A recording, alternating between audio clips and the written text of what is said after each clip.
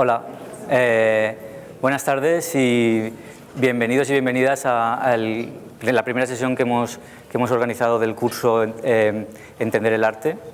Estamos encantados de la respuesta que habéis tenido. Era la primera vez que planteábamos hacer un curso realizado por el propio personal del IBAM, por los conservadores y digamos que son conservadores excepto yo, que hoy comienzo el curso. Me han cedido muy gustosamente mis compañeros ser el primero y estoy encantado de poder intentar hoy explicar algunas de las claves, de las pautas que primero en qué va a consistir el curso y en segundo lugar lo importante, ¿no? Que es lo que voy a intentar sobre todo es explicar algunas de las claves del arte del siglo XX. Bueno, también agradecer, por supuesto, en nombre del director, de José Miguel Cortes y de todo el equipo, vuestra presencia, vuestra asistencia. Vamos a intentar que, bueno, ya sabéis, porque habéis visto el programa, en qué consiste básicamente el curso Entender el arte. Hay una intención que yo diría bastante, que casi se está convirtiendo en una obsesión del IBAM, de la nueva dirección, de plantear cuestiones vinculadas con la educación, con la difusión del arte a muy diferentes niveles, donde la pedagogía y la didáctica y digamos diferentes planteamientos pedagógicos del museo del siglo XXI puedan estar en relación con la propia función del museo, del IBAM, que es pues ser portador de una tradición, de una colección que se remonta a principios del siglo XX y que va hasta nuestros días, ¿no? Bueno, esto se engloba también dentro de, como digo, de un programa un programa educativo que incluye visitas guiadas también a exposiciones realizadas por los comisarios, por gente externa al mundo de la cultura. Tenéis toda esta información en la página web.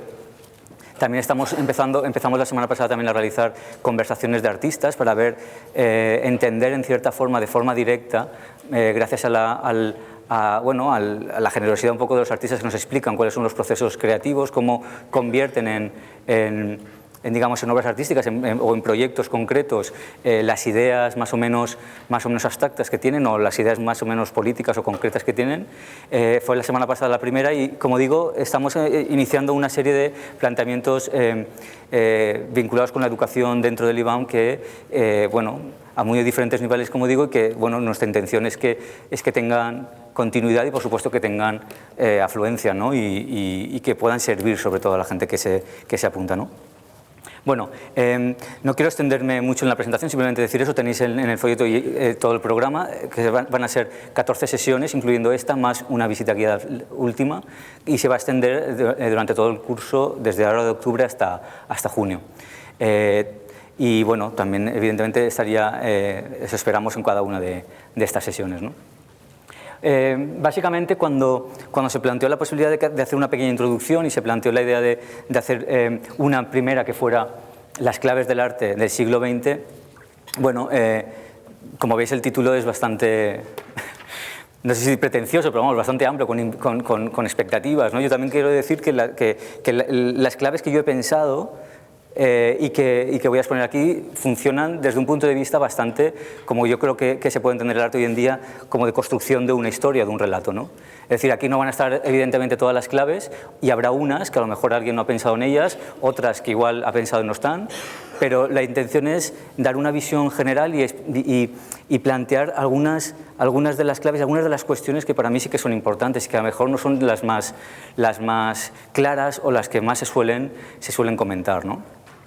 Yo, pensando un poco en la preparación de estos días pasados, de la presentación, veía que el concepto de clave, que como sabéis tiene bastantes acepciones, ¿no? la propia definición, creo que estas claves que yo voy a proponer no es tanto como la clave de un código que tú pones en tu móvil y te abre a un mundo ya diseñado y perfectamente diseñado para utilizarlo, sino más bien al contrario. Creo que esta clave hace más una referencia a la idea de clave arquitectónica, aquella pieza que es, ¿no? que funciona en un arco y que te permite acceder a un espacio que tienes que descubrir por ti mismo. Es decir, no es una cuestión de que te lo dan todo hecho, sino que creo que el arte del siglo XX, del siglo XXI, el arte moderno y contemporáneo realmente te marca algunas de las cuestiones que tienes que tú mismo esforzarte un poco en descubrir, ¿no?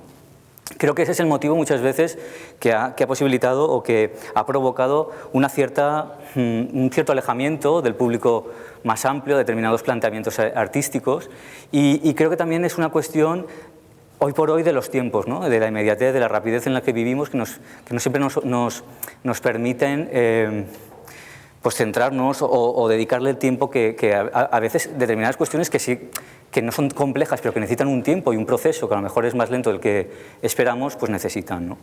Así pues esta idea de entrar a un espacio, que es más bien un edificio, ya digo, estas claves no son las claves de ese edificio, sino de la puerta de acceso, diríamos, ¿no? En ese edificio podríamos encontrar, o en esa especie de lugar, diferentes habitaciones muy variadas, ¿no?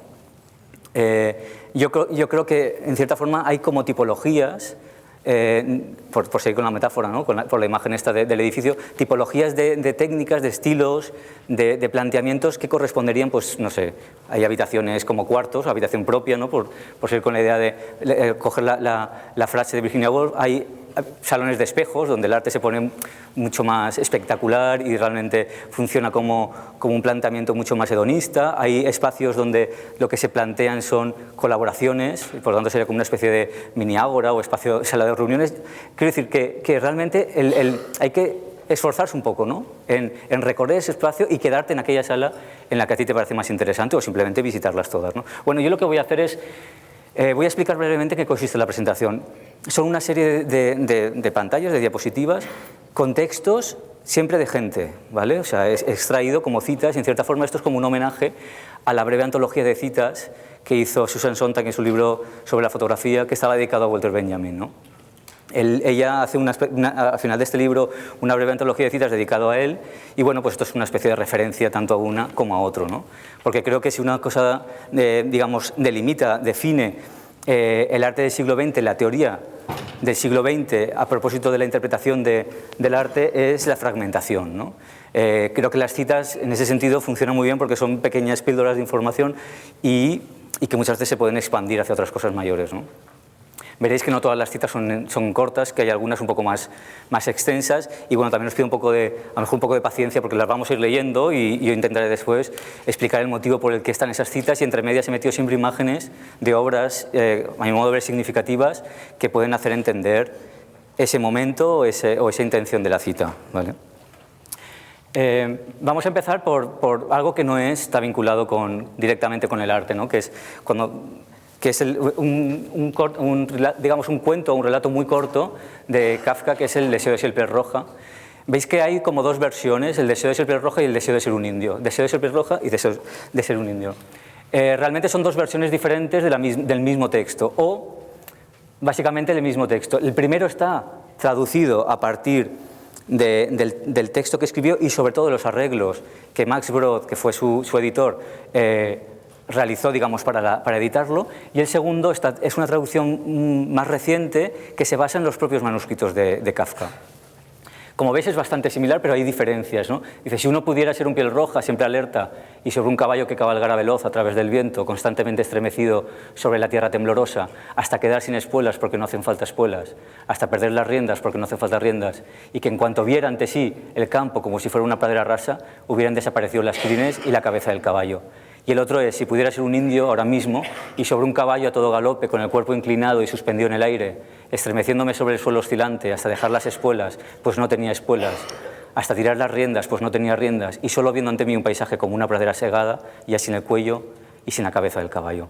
Bueno, la razón por la que he puesto estos dos cuentos, el mismo cuento traducido de forma diferente y con esas mínimas diferencias, pero que creo que formalmente son importantes, porque al final una traducción y cualquier obra realmente que nosotros interpretamos formalmente nos interesa más o menos, nos llega más o menos, nos emociona más o menos, con arreglo a esa forma, ¿no? Creo que la primera intenta ser un poco más lírica que la segunda, y creo que eso es interesante, pero yo creo que Kafka es mucho más el segundo que el primero, ¿no? Siguiendo un poco con esta imagen, ¿no? Porque, la idea de poner esas dos versiones tiene un doble sentido. Por un lado, lo que formalmente estoy diciendo, ¿no? La diferencia entre uno y otro, y que creo que es fundamental para entender gran parte del arte moderno y contemporáneo. Es decir, no se puede entender sin interpretación, ¿vale? Lo cual, incluso en el caso de que se ha buscado reiteradamente por parte de los artistas que no se interprete. pero creo que es importante, es decir, que la palabra y el debate al respecto de las obras artísticas creo que son necesarias para entenderlas en el arte del siglo XX. Es decir, si algo caracteriza, a mi modo de ver, el arte del siglo XX es que se pasa de la representación de la realidad, es decir, de ver algo que te vincula directamente con la realidad, lo entiendes, a algo que no necesariamente representa la realidad, sino que construye otra realidad. Esa diferencia entre representación y construcción creo que es fundamental para entender el arte del siglo XX. Eso por un lado, la parte formal, y por otro lado porque creo que el contenido de este cuento realmente define extraordinariamente bien cuál es esa sensación de libertad, de no necesitar más que lo mínimo posible para subsistir o para vivir, que la libertad tiene mucho de eso, de desprenderse de cosas, ¿no? Y creo que eso también está en la esencia de lo que podemos entender como el siglo XX, o sea, como el arte del siglo XX, incluso gran parte de lo que ha venido después, ¿no? Pero a mí me parece que es importante tirar un poco más para atrás. Yo creo que uno de los motivos importantes para entender esa ruptura, digamos, entre la representación de la realidad y la construcción de la realidad es básicamente, a mi modo de ver, un hecho fundamental que fue la aparición de la fotografía, ¿no? La aparición de la fotografía es un hecho del siglo XIX. De hecho, en 1826 es cuando ya se consigue fijar la primera imagen. 1826, o sea que es prácticamente el primer cuarto del siglo XIX. Pero no es hasta 1839 cuando se estandariza y se hace pública, digamos, ¿no? El invento de la fotografía, y a partir de ahí empieza a desarrollarse. A partir de ahí yo creo que el arte empieza a distanciarse, o sea, ahí siempre ha habido una polémica entre qué van a hacer los artistas, los pintores, y los fotógrafos ya son capaces de representar la realidad o la naturaleza o las personas mucho mejor que los pintores, ¿no? Ahí yo creo que empieza una brecha interesante. Y en este texto de Walter Benjamin, que realmente habla de los panoramas, me parece muy interesante porque hay una reflexión al respecto de la artificialidad de la construcción de diferentes espacios que emulan la realidad, ¿no? O la naturaleza en este caso. Y dice así, la arquitectura comienza a emanciparse del arte con las construcciones de hierro. La pintura, a su vez, lo hace con los panoramas. El punto culminante de la difusión de los panoramas coincide con el surgimiento de los pasajes. Por lo tanto, aquí los pasajes, que son los pasajes arquitectónicos, es muy interesante porque está vinculado con la arquitectura y a su vez él ha dicho que la ruptura, digamos, de la arquitectura con el arte viene precisamente por los materiales de la construcción, es decir, por el hierro, ¿no? Era inagotable el empeño de hacer de los panoramas, por medio de artificios técnicos, lugares de una perfecta imitación de la naturaleza. Volvemos a esa especie de doble naturaleza, de doble realidad. Se intentaba reproducir los cambios del paisaje en los diferentes momentos del día, la salida de la luna, el fragor de las cataratas. David aconseja a sus discípulos dibujar en los panoramas según la naturaleza, es decir, como podríamos decir, como una especie de imitación de la naturaleza, como una representación fiel, ¿no?, a la naturaleza. Como los panoramas aspiraban a producir en la naturaleza representada cambios engañosamente semejantes, anticipan, más allá de la fotografía, el cine y el cine sonoro. Claro, los panoramas eran espectáculos casi teatrales, donde había un escenario muy grande, de dimensiones como este espacio, pintados, donde se veía a lo mejor un paisaje, y por medio de juegos de luces se convertía que ese espacio, que aparentemente parecía que estuviera con la luz del sol, se convirtiera en un paisaje nocturno. Y eran espectáculos que no duraban mucho, pero que realmente conseguían una gran influencia, digamos, en la gente que lo veía, porque realmente conseguían dar la sensación de que ahí había un paisaje que estaba cambiando, ¿no?, de luz, y que en ese momento estaba como transcurriendo el tiempo, ¿no? Por eso yo pienso que es mucho más interesante, o sea, que ahí está incluido el tiempo, quiero decir, ¿no? Es decir, al haber un espectáculo en el que hay una transición de una situación a otra, se incluye el tiempo, y el tiempo no está en la fotografía, mientras que en el cine sí, ¿no? Entonces yo creo que por eso Benjamin indica que la influencia de los panoramas está mucho más vinculado al cine y después al cine sonoro, porque también había sonidos que en cierta forma representaban, que se generaban, digamos, en directo, mucho más vinculado al cine y al cine sonoro, ¿no? Esta es una imagen de Eugene Atget, un fotógrafo que sobre todo ha pasado, digamos, a la historia por fotografiar grandes, en un volumen bastante amplio además, espacios de París en un momento en que París estaba transformándose completamente, en los cambios de los grandes bulevares, de las grandes avenidas a finales del siglo XIX y principios del XX. Bueno, para que veamos un poco, por empezar además en el siglo XX, para que veamos un poco cuál sería el ambiente un poco ya extendido, digamos, el siglo XIX y principios del XX, cómo era París, que era básicamente en estos momentos, junto con Viena, la capital, ¿no?, cultural del mundo, ¿no? Continuamos un momento con esto, con el mismo texto de Benjamin, porque creo que es interesante. Dice, los panoramas, que anuncian un vuelco en la relación del arte con la técnica, son al mismo tiempo expresión de un sentimiento vital. El habitante de la ciudad, cuya superioridad política sobre el campo se manifiesta a menudo a lo largo del siglo, intenta traer el campo a la ciudad. Esto es muy interesante porque realmente todos los progresos que se realizan en el ámbito de la cultura, de la ciencia, del arte, están vinculados a la ciudad. El cine mismo surge al mismo tiempo, es un arte de la máquina, en un momento en que las máquinas están ya muy presentes en la ciudad, ¿no? O sea, que hay una vinculación muy directa entre la evolución de la cultura y, lógicamente, que se produzca esa evolución en ámbitos urbanos, ¿no?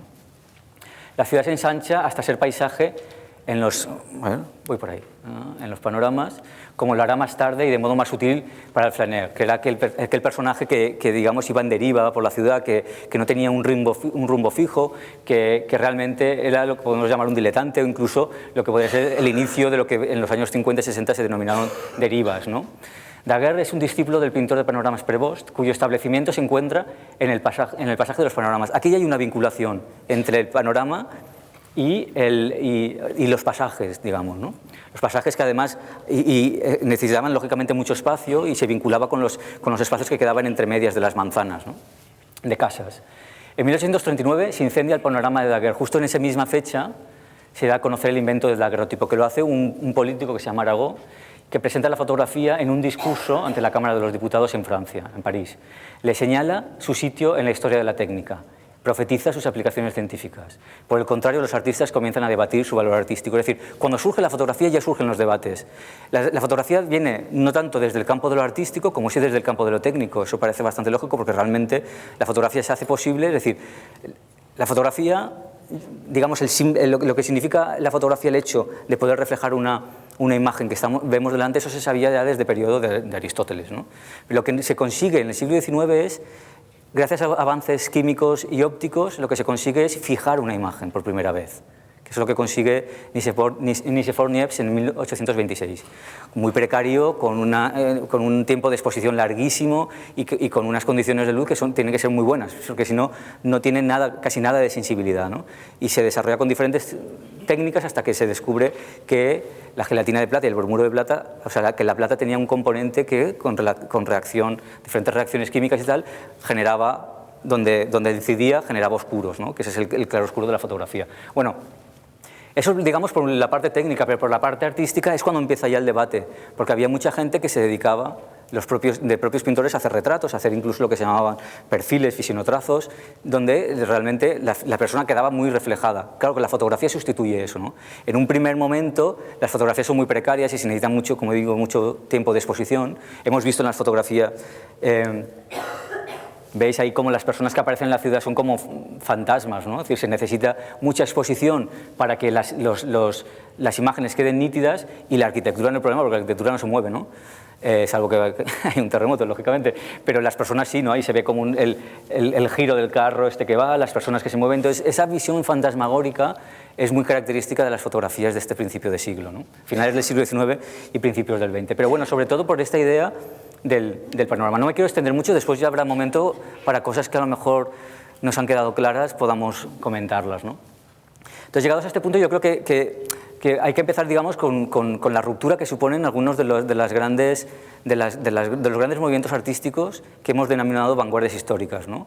Donde están el cubismo, el surrealismo, el dadaísmo, el futurismo, etc. Muy vinculados con esa explosión técnica, con ese avance tanto de los medios de comunicación impresos, sobre todo periódicos, revistas, de eso la importancia del collage, la importancia de las máquinas que cada vez son más precisas, el origen del cine. El cine, como sabéis, la primera exposición pública se realizó en 1895 con los hermanos Lumière, que para nada son los fundadores del cine, pero fueron los más listos, ¿no? y supieron ver digamos, lo que significaba de negocio, ¿no? Lo que había ahí de negocio, y empezaron a explotarlo ellos, ¿no? Pero lo vengo a decir porque en esa primera década, o primeros 15-20 años del siglo, realmente son fundamentales la vinculación que se establece entre la aparición de determinadas máquinas, incluso, ahora veremos más hacia el final, de ciencias sociales, como la sociología, más bien la antropología, la teoría de la relatividad, en fin, muchas cuestiones que realmente son capaces de transformar aquello que veíamos o pensábamos hasta ese momento de muchos ámbitos de la cultura y de la sociedad, y que, lógicamente, estos movimientos artísticos son meros reflejos de ellos, ¿no? Muchas veces, ¿no? Bueno, Carl Einstein fue también un historiador en una correspondencia con Daniel Henry Kahnweiler, que era un galerista y coleccionista de entonces. Dice: la experiencia cubista no es una cuestión teórica. Y aquí he puesto el título de Inventar la realidad por esa misma cuestión que decía, ¿no?, entre la representación y la construcción o la invención de la realidad. La experiencia cubista no es una cuestión teórica, sino una modificación progresiva de las sensaciones. Más o menos así. Probablemente América existió siempre al mismo tiempo que Europa. De alguna manera se la hubiera podido construir teóricamente, es decir, se hubiera podido dar por supuesta la existencia de un continente entre Europa y Asia. Fue a partir de una teoría, y eso es lo importante, a partir de la imaginación, cómo se descubrió América. No puede negarse que para descubrirla era necesaria una experiencia interior, y por otro lado, que una vez descubierta, esta América primero imaginada transformó efectivamente el mundo y al ser humano. Exactamente lo mismo me parece que ocurre con el cubismo. Y bueno, una de las piezas, bueno, la pieza clave, ¿no?, que inicia toda esta especie de principio del fin o el principio del todo, según cómo se mire, es las señoritas de Avignon, o más correctamente sería decir las señoritas de la calle Avignon, ¿no?, que realmente supone una absoluta ruptura con lo que se había hecho hasta entonces, desde luego con la forma de representar el desnudo femenino, donde no existe digamos, un canon de belleza, sino justo lo contrario, donde además hay una influencia muy clara en estas dos mujeres o figuras de la derecha que son vinculadas con toda la influencia de las máscaras africanas y de los mundos exóticos un poco que llegaban a París desde China, desde África, desde diferentes continentes, ¿no?, y que supone realmente una ruptura. Aquí vemos otro cuadro que es de Juan Gris, y que lo que está planteando el cubismo claramente es en un mismo espacio intentar representar varios momentos, ¿no? Es decir, es una cuestión bastante metafísica, ¿no?, si se quiere, ¿no? Lo que pasa es que la forma en que se reflejaba al final era muy estética también, ¿no?, era artística. Ya digo que la señorita de Avignon no nos puede parecer maravilloso, pero fue un auténtico vendaval, ¿no?, lo que provocó, ¿no? Estas también inquietan, y sobre todo al público, que a los espectadores que acudían a verlas, claro, digamos que de repente se encuentran sin el lenguaje adecuado para hablar de cosas que son tan nuevas que a lo mejor todavía no existen las palabras para definirlas, ¿no? Lo interesante de esta época yo creo que es eso, es que el arte, la sociedad también, pero el arte iba muy por delante de algunas otras cuestiones, como por ejemplo el lenguaje, ¿no? Después veremos algún ejemplo en concreto una cita de un crítico de arte que también piensa que la crítica tuvo que inventarse un nuevo lenguaje para definir nuevas obras, ¿no? Esta cita de Erich Hausmann y este librito, que es una auténtica maravilla, que es la transcripción de una conferencia que dio Erich Hausmann en el año 98, se lo agradezco enormemente a Josep Salvador, que me lo prestó para la ocasión. Realmente me ha servido mucho, y creo que es muy interesante porque Erich Hausmann realmente es un historiador, ¿no?, de historia moderna y contemporánea, y realmente no es un historiador del arte, y las cosas que dice están muy bien porque están exentas de prejuicios, ¿no?, exentas de actos de fe, ¿no?, y es realmente, puede parecer en algunos momentos algo reaccionario, pero yo creo que sobre todo es absolutamente como sincero, ¿no?, sincero, y no hay nada que le... Bueno, dice cosas muy interesantes, como fue el cubismo un movimiento que revolucionó la forma en que todos nosotros, y no solo los pintores profesionales, vemos el mundo. Es decir, fue tan importante como para transformarnos nuestra visión del mundo.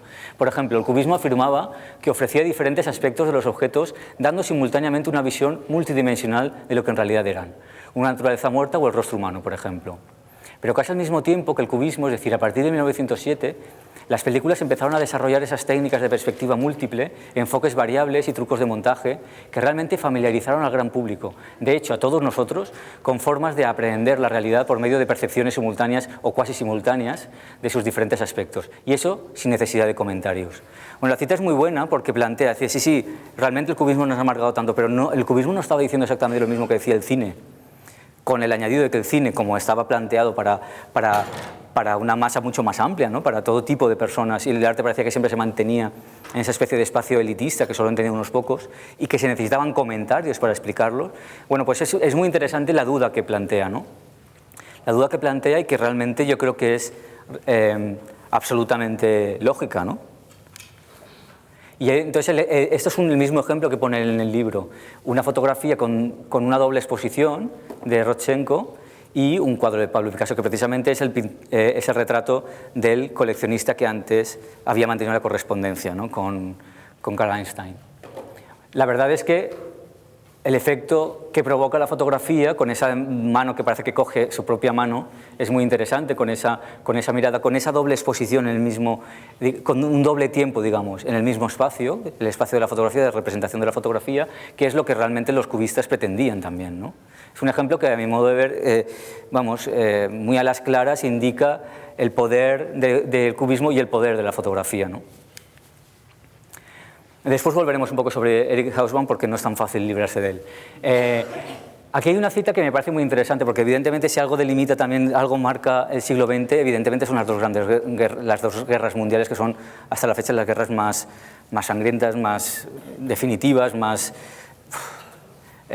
locas, ¿no? Ha habido muchas después, ¿no? Pero creo que estas marcaron un hito, sobre todo en lo que respecta especialmente a todo el tema de la aniquilación de los judíos y todo lo que supuso eso, sobre todo para la cultura, porque gran parte de la cultura está construida sobre las bases de muchos pensadores judíos, ¿no? Y bueno, lo que decía Arnold Schoenberg, uno de ellos, vienés de nacimiento, dice: en el caso de que los tiempos hubiesen sido normales, en cursiva, es decir, que tampoco eran normales, quería decir, en el sentido en que lo fueron antes de 1914, la música de nuestros días se encontraría en una situación diferente. Arnold Schoenberg fue también siempre un incomprendido, ¿no? Es un hombre que se inventan también una nueva forma de hacer música y que le abucheaban, que sonaban las llaves en la ópera de Viena, cuando se tocaba alguna de sus piezas, porque realmente era una persona que estaba viendo algo que otros no veían, ¿no? Es lo que pasa muchas veces con algún artista, con algún movimiento artístico, que no solamente es de una persona, es de un conjunto de personas que piensan más o menos igual en un momento determinado. Y yo creo que esto es totalmente extrapolable al mundo del arte. Evidentemente, si no hubiera ocurrido lo que ocurrió antes de 1914, o sea, a partir de 1914, quiero decir, y que en cierta forma hubieran sido más o menos normales, el arte igual también habría sido diferente, ¿no? Pero en cualquier caso creo que lo que plantea básicamente es la ruptura que se establece cuando algo ocurre, es decir, que no puedes hacer algo, toda la cultura está basada lógicamente en hechos reales, ¿no? Por mucho que nos inventemos, ¿no? Está basada en aquello que tenemos a nuestro lado, en nuestro día a día, en nuestra contemporaneidad, ¿no? Y eso yo creo que es fundamental para entender el por qué en esos momentos ocurrieron también tantos cambios, ¿no? Y bueno, y aquí está la pieza que seguramente, la obra de arte más conflictiva seguramente en la historia del arte, ¿no? Y va a cumplir pues 100 años en 2 años, es decir, va a tener casi 100 años, un siglo de existencia esta pieza, esta fuente de Duchamp, y sigue siendo, yo creo que un punto de ruptura entre la gente que decidió desmarcarse, decidió no querer ya seguir. Yo creo que es una pieza significativa para gente que pensó que ahora esto se ponía interesante y aquellos que pensaran que ahora aquello ya no tenía ningún interés, ¿no? Creo que creo que más piezas, pero creo que esta podría estar, digamos, en el cenit de esa sensación, esta junto con otras mucho más posteriores, ¿no? Lo que hace Duchamp es una cosa realmente radical, ¿no? Es coger un urinario, darle la vuelta y convertirlo en fuente. Eso claro, lo que estaba poniendo patas arriba no solamente era el urinario, claro, era toda la concepción del arte, ¿no? Hasta ese momento, ¿no? Y hasta el punto de que esta pieza que él hace en Nueva York, porque en París ni siquiera yo creo que habría tenido posibilidades de hacerla, justo en el ámbito de una nueva sociedad de artistas independientes y tal, que hacen una exposición, ni siquiera sus compañeros aceptaron esta pieza en la exposición, con lo cual significa que incluso para los que se sentían independientes en ese momento, era excesivamente independiente, iba excesivamente por su línea. Yo creo que con Duchamp el arte moderno es cuando realmente se pone interesante. A mí, yo soy de esos seguidores, ¿no? No de los que pierden el interés en absoluto, ¿no? Yo tuve un profesor de matemáticas, esto es un chascarrillo, yo era malísimo en matemáticas y tenía un profesor de matemáticas que, claro, que nos decía que conforme iba pasando el curso, la cosa se iba poniendo interesante. Yo veía que, claro, estaba como una cabra, porque claro, cada vez me parecía más difícil, ¿no? Y después he entendido eso con un doble sentido, es decir, que las matemáticas yo con sumar, restar y multiplicar me sirvo, ¿no? Igual que el arte, yo puedo seguir viendo impresionismo y estar contento y feliz, no necesito ver nada más, ¿no? Pero si realmente te interesan las matemáticas o te interesa el arte, tienes que profundizar más, y si profundizas no te puedes quedar en eso exclusivamente, ¿no? Entonces yo siempre, digamos, he tenido eso presente, de las pocas cosas que recuerdo con agrado de matemáticas, porque sí que realmente me ha servido después, ¿no? Me ha servido a nivel, digamos, humano, ¿no?